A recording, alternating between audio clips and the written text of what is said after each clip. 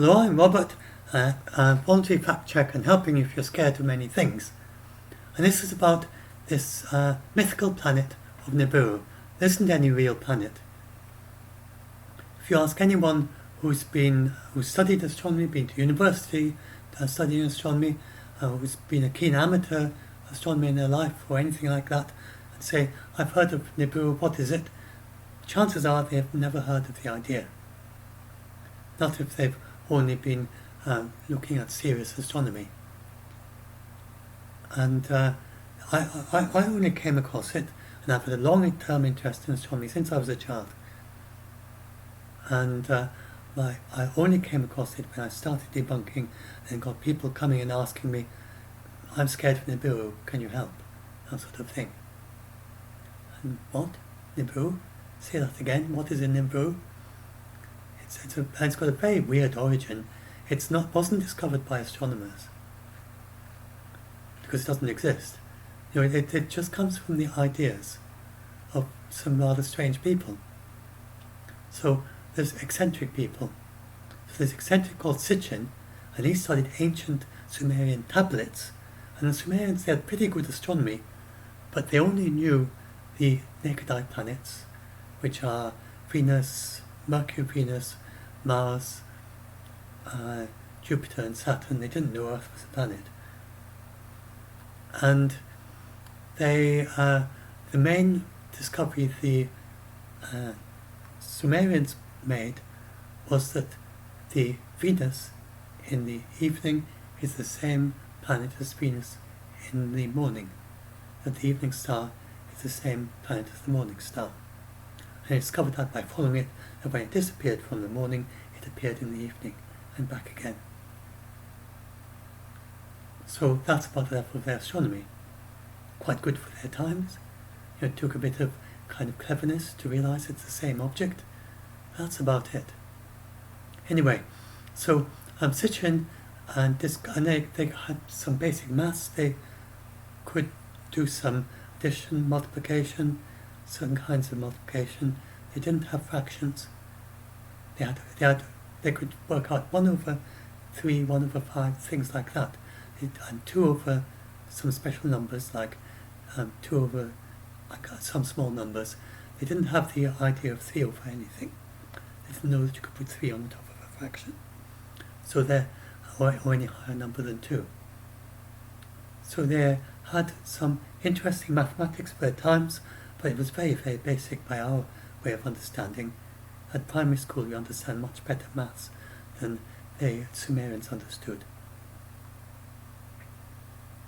With all of their civilization and lasting for centuries, they never discovered the idea of an arbitrary fraction. Anyway, so Sitchin came to the conclusion that these 12 dots were planets, and that they had astronomy far advanced over us, and yet they didn't know about the craters on the moon, they didn't know about Saturn's rings, they didn't know about Mars had planets. None of that has come to us, but he claims that they knew that there were extra planets that we don't even know about today. Very, very eccentric. Just based on these dots, not based on the actual text. And back then, people couldn't decipher the text very well. Now they can, and it doesn't say anything about extra planets. And so he claimed there was this extra planet based on those 5 dots, 12 dots. And then Nancy later then came along, and she then said, yes, that planet exists. I've been told it by extraterrestrials who live around a star 35 light years away, called Eta Reticulus. Just an arbitrary tiny star, very indistinguished star, faint star, called Eta Reticulus or something like that. And she claimed that these super advanced aliens had told her that Sitchin's planet exists and it was going to come by and hit Earth or do something, I think hit Earth or something, in 2003. And some people got very scared, and she's famous for telling people to euthanize their pets before 2003. because she claimed it would be so horrible for their pets that you should euthanize them before 2003. And of course nothing happened. And so that's the, and then she keeps on claiming it, that this planet is going to fly past Earth, hit Earth, whatever it is that she thinks. And she has the most rudimentary understanding. She doesn't understand geometry. She says things, and I've just uploaded a video, one of the things she said, ridiculous. She hasn't got the understanding of a bright 8-year-old of geometry. She's clearly just one of these people who just is incapable of grasping geometry. And there's nothing wrong with that. Not everyone is particularly good at geometry. But then she claims, saying these absurd things that don't make any sense at all. She claims that this is something that super advanced intelligent aliens from this distant star 35 light years away, and that they've implanted in undetectable biochip in her brain, and they're telling her this very advanced mathematics, which is nonsense. And it's clear that she is incapable of understanding even the most basic maths. And so she thinks what she says is sensible, and it isn't. And it's definitely not from aliens, or not sensible aliens anyway. Unless there's a Nazi leader who is I'm just joking, a Nazi leader who lives around 35 light years away with a similar understanding of geometry, who is trying to advise her, but that doesn't make sense. There's no way that it doesn't explain the idea that they're supposed to have a connection. They'd have to be super advanced to be able to connect to her. So no, it just doesn't make sense. Right. And so now lots of people claim on the YouTube, so with any of these things, just think to yourself, if this was true, it would be on the mainstream news. You wouldn't learn it from YouTube. So one of the things that people claim is we've got an extra sun. But if it was an extra sun, you wouldn't learn about that from YouTube. Everyone would know. It would be absolutely obvious. That is what it would be like if there was an extra sun. You'd see it with every sunset. These people seem to think that suns can appear and disappear, a bit like bird watching. For instance, there's an elusive, rather shy bird in the Outer Hebrides called the corncrake, and you can hear it. Some people can hear it sometimes if you're in the right areas, and it's very hard to spot because it hides amongst the tall grass or corn. But planets don't hide. They can't hide. The star's just open for anyone to see. So it's impossible for anyone to hide a planet. So they are looking for planets. So you can actually, this is the basic geometry. That's another thing they claim. They claim that this planet has been hidden behind the sun for 10 years. Now, another basic thing that most people learn before they're a teenager is that the Earth goes around the sun. Probably most of you know that the Earth is a planet, the Earth orbits the sun, and it goes around the sun once a year. And I think she's one of the people who claims that this mysterious Nibiru is hidden behind the sun. And yet sometimes you can see it at sunrise and sunset. Most of the time you can't, because it appears and disappears behind the sun, a bit like a corncrake jumping out of the grass. But then when you can't see it, it's hiding behind the sun.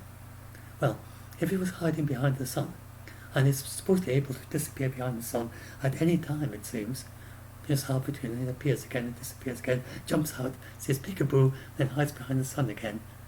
That's the basic idea of how a planet behaves.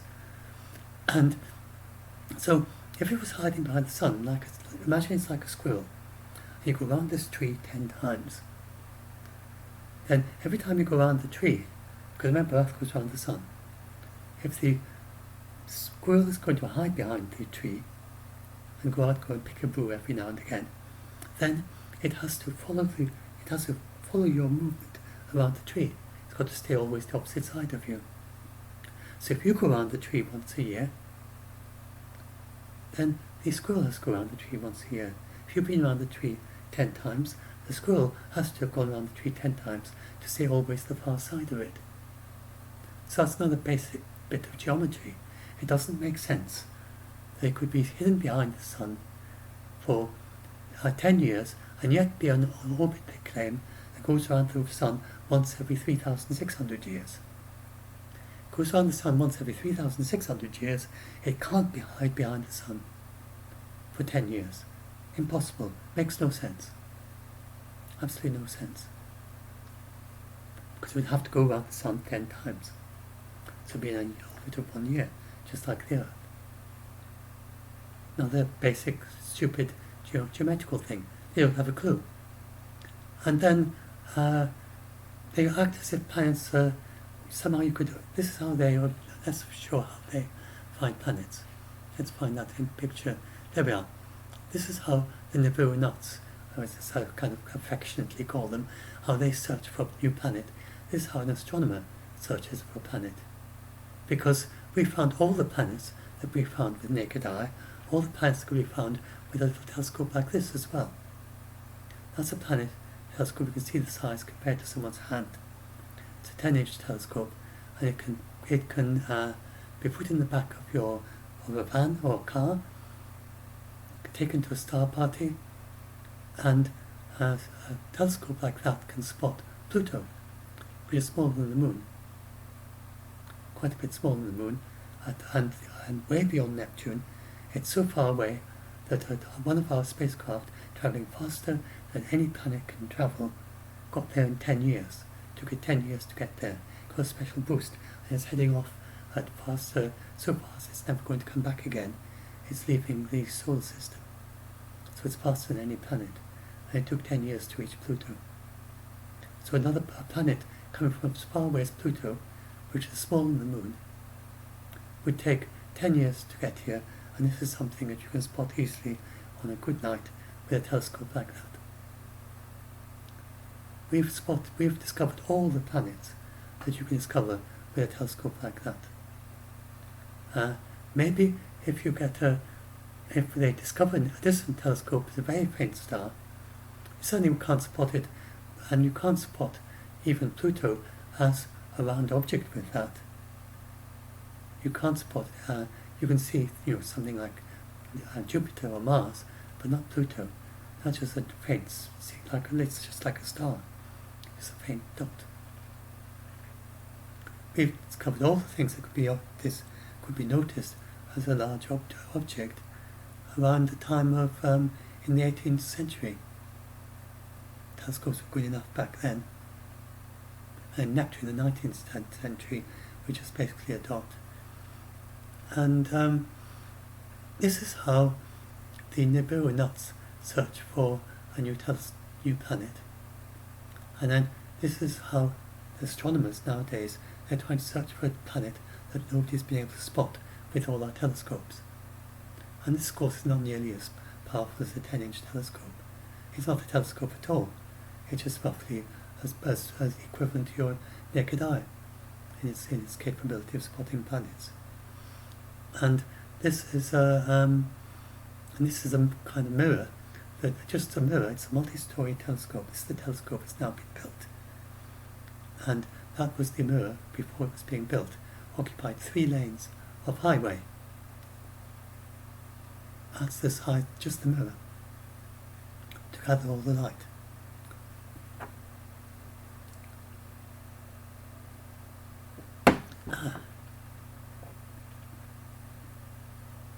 And these are all the objects. Let's see if I can do it. So these are all the objects, not the asteroids. There are too many to count. The tiny asteroids. I mean the tens of thousands of the tiny asteroids that have been discovered with telescopes. These are just the objects that are big enough to be round. So that, for instance, is Pluto. That's the Moon. That's Mars, which is the biggest in this list. Earth and Venus are bigger than Mars.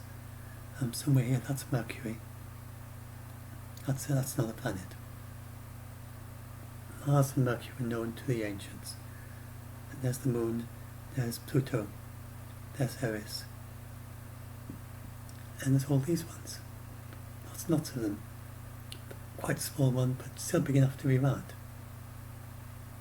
And these have all been discovered by some by amateurs and some by professional telescopes, and they continue to discover more and more of these small ones. And the largest one that's been discovered, I think Erin's the largest, is it? And it's just about the same size as Pluto. But there are so many of these, and they keep on discovering new ones. And Sedna is Sedna there? It'll be one of those.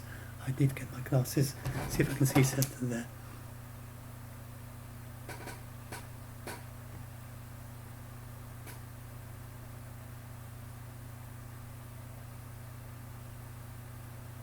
I can't see it.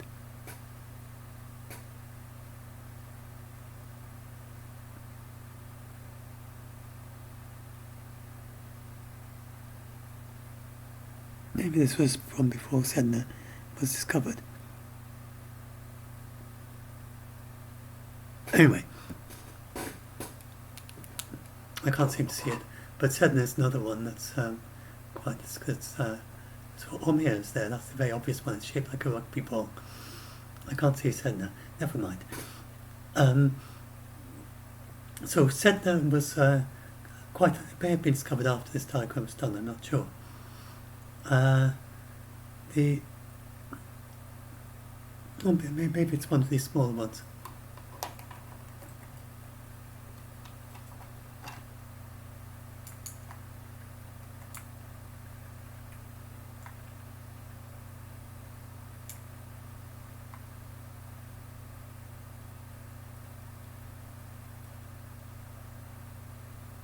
There's Sedna. Can you see it? That's Sedna. So it's quite a bit smaller than, I didn't realise how much smaller it was than Pluto. That's Pluto, that's Sedna. It's really quite a tiny object. Okay, there we go. So that's Sedna. And so, that's Sedna, whichever one it is, way down there. Then that's, that was a very interesting object, because it's come in a big looping orbit around the sun, but it still doesn't get very close.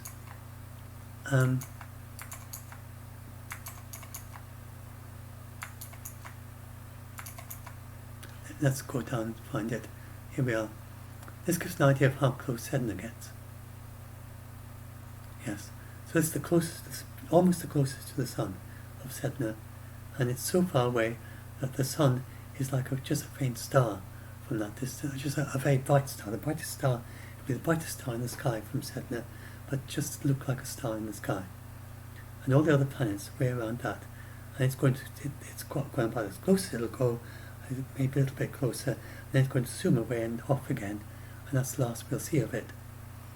And because Sedna is a very big looping orbit, it's clear that there must be lots and lots of other objects like Sedna that we can't see, that are way out, far away from Earth that we can't see. And some of those are likely to be as big as the Moon. Some may be as big as Mercury or even as big as Mars. If I go back to that picture, go back to that one. So, and you look at, so some will be as big as Mars, some as big as, so they'll definitely be more like Pluto size.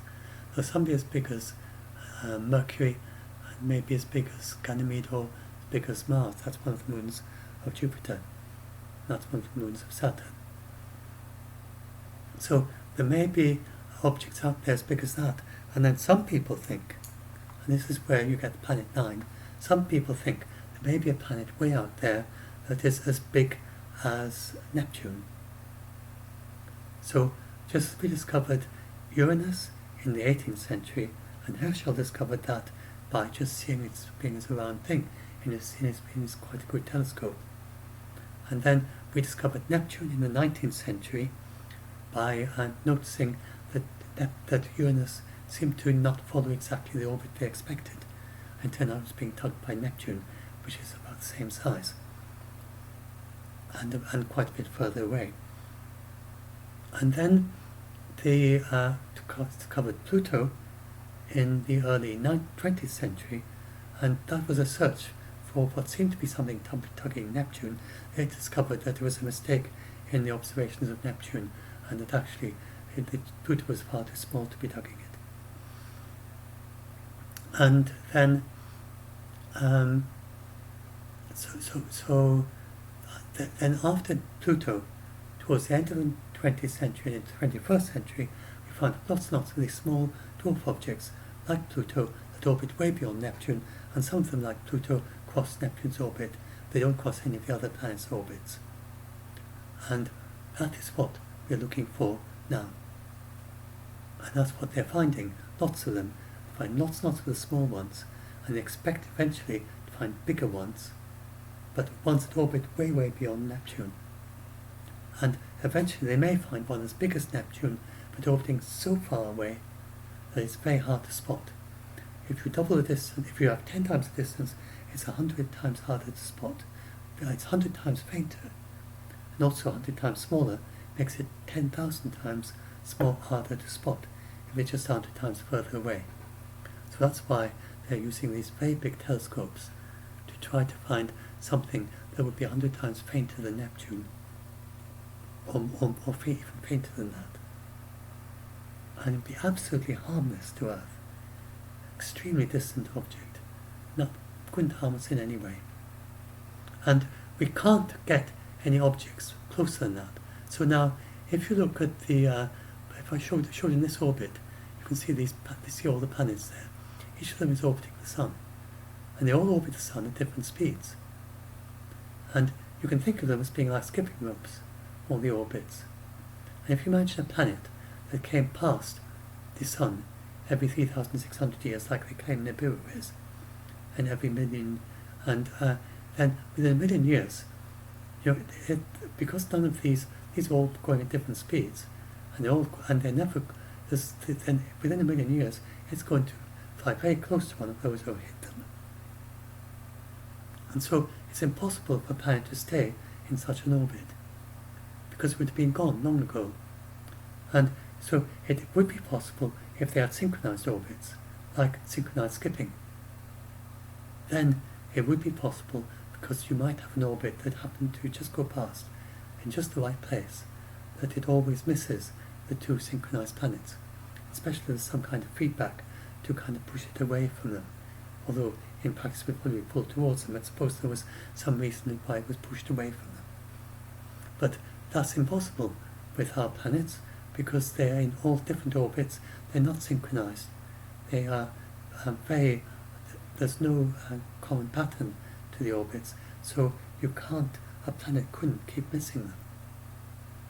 And within a million years, it would be most likely it hits Jupiter, or it hits the Sun, or it's thrown away from the solar system altogether, with a remote chance of hitting one of the other planets instead, and then it's gone.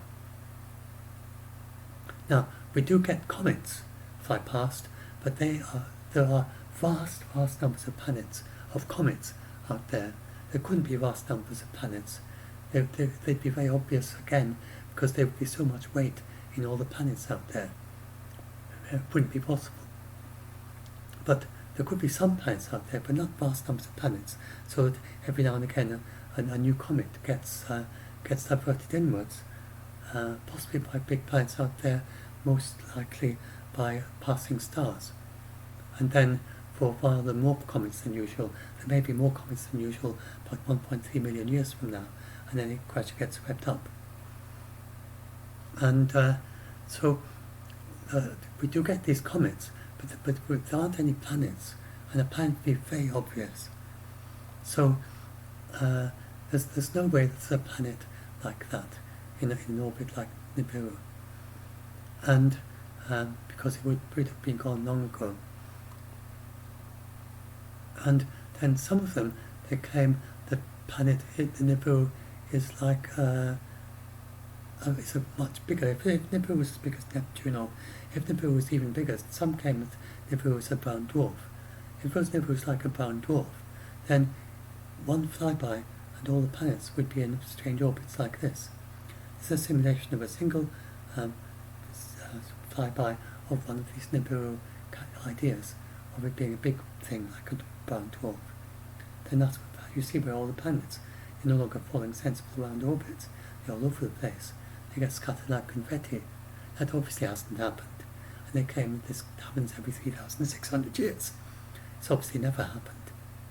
In all of 4.8 billion years, we've never had a planet like that go fly past Earth.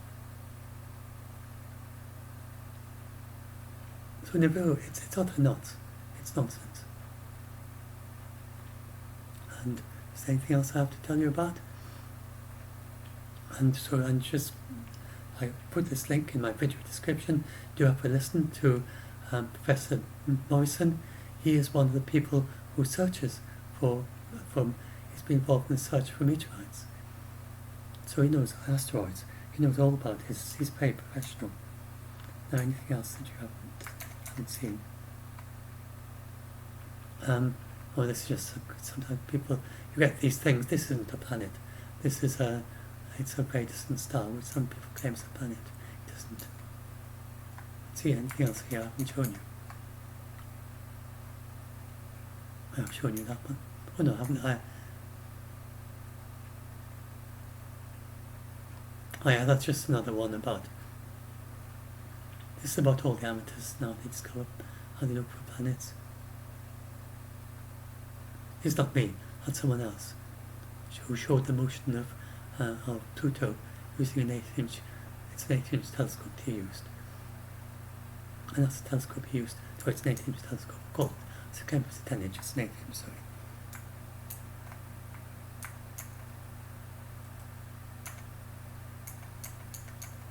Now what I've got here.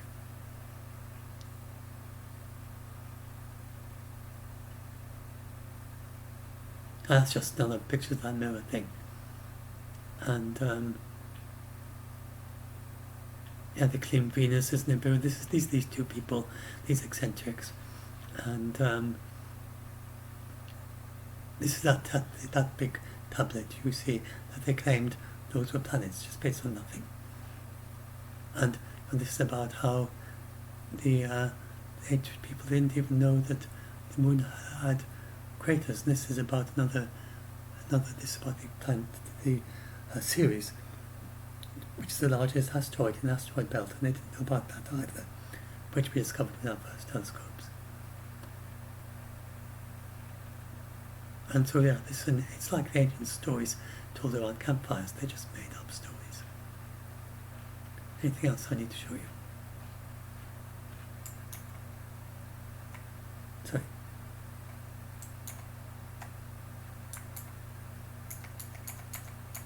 Oh yes. Who else says Nibiru is nonsense? So this, for instance, Brian Cox. Most astronomers, and most people know about astronomy, just wouldn't bother to say anything about Nibiru, but he obviously he's a popular presenter in the United Kingdom, and one of the things he said is that if anyone else asks me about Nibiru, the imaginary bullshit planet, I will slap them around their irrational heads with Newton's Principia. So, and this may go a bit over your heads if you don't know much about Newton or his Principia, but Principia is where Newton worked out the theory of gravity. And what he's saying is that that Newton would have known that Nibiru is impossible because it's just basic understanding of gravity. And he's saying, knock him over his head in the hope that he would knock some understanding of gravitational, of basic gravity into their heads. And that's why he tried knocking them over their head, trying if they could just know a little bit of what Newton knew centuries ago, they would know it's impossible. Oh well, anyway, that'll do. So yeah, just go back and quick preview. So do have a listen to David Morrison. He explains why it's impossible. This is and then this is all the. Just remember what I just explained to you here. Have a read through. And hopefully talking about it is giving you a bit more. And this is what it would look like. There may be planets. We may get an announcement. Who knows? Sometime this century, maybe decades from now, that they have finally discovered one of these planets that they've been searching for decades now. And if they do it, we're using those huge, huge telescopes, and it'd be nothing to be scared of. It'll just be another discovery, like we discovered Uranus and we discovered Neptune. So that's we are looking for planets, and they aren't scary, and they'll be very far away, and they're not harmful to Earth.